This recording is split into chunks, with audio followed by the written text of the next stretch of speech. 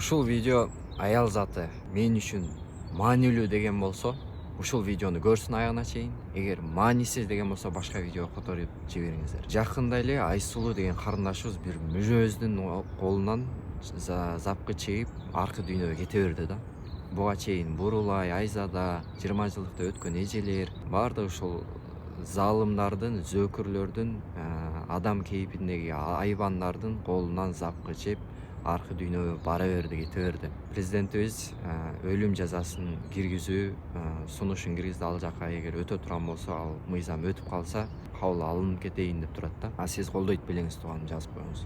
Пайгамбарыбыз саллаллаху алейхи вассалам убагында ушунчалык бузулган коом болду. Арабтар кыз төрөлгөн болсо аны барып туруп тирүүлөй эле кичинекей кызды көмүп салып атышты да. Азыр ошол деңгээлге түшүп баратабыз. Ушунчалык бир зөөкүр адамдар болуп баратабыз да. Педофил кылып жаш балдарды хордомой жана жаш кыздарды хордомой болуп калды да.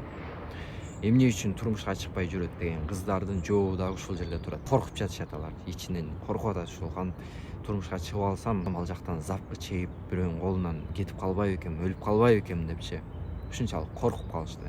Башка улутта тийип бараткандай бир себеби ушул да. Кыргыз эр жигит, эркектер, элеңиздер анчалык түшпөйлү, мынчалык мындай төмөнгө түшүп кетпейли.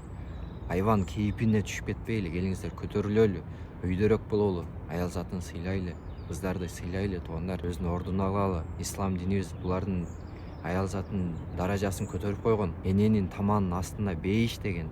Ким 3 кызды тарбиялап өстүрүп, дин менен өстүрүп турмушка узатса, ал бейишке кирет деген. 2 кызды да, 1 кызды да турмушка узатса, жакшы тарбиялап өстүрүп, ал бейишке кирет деп койгон. Ушунчалык даражасын көтөрүп койгон. Келиңиздер эми анчалык жерге мындай түшүп кетпейли, эми көтөрүлөлү туугандар. Ушул жазаны мен колдойм мисалы.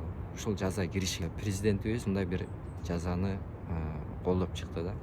Мен дагы колдойм. Эгер көз жумуу бере турган болсок, туугандар, эртең биздин кызыбызга дагы келип калса эмне дейбиз? Тоо калдым.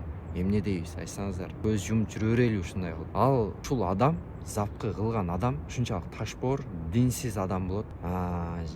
Дагы үй бүлөсүнө ушундай зомбулук менен өскөн адам да. Ата энеси ушунчалык зомбулук кылган.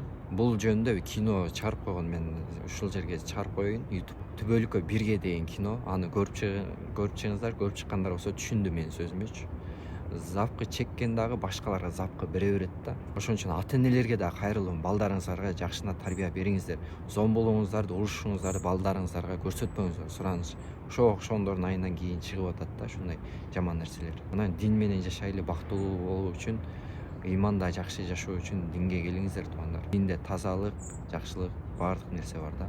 Сөзүмдүн аягында раматылык Чыңгыз Айтматов жазуучубуздун айткан сөзү бар. Адамга эң кыйыны күн сайын адам болуу. Келиңиздер адам бололучу. Жана ушул видеону сунуш кылам, көрүп коюңуз. Бир аз да болсо жүрөгүңүз жибей турган максатта ушул видеону кийинкисине жүктөп коеюн. Баарыңыздар тынч болуңуздар, аман болуңуздар. Аял затынын даражасы бийик болсун. Салам алейкум.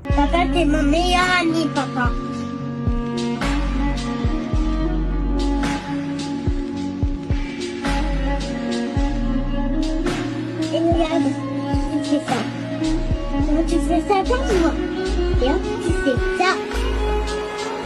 Toi, tu fais ça.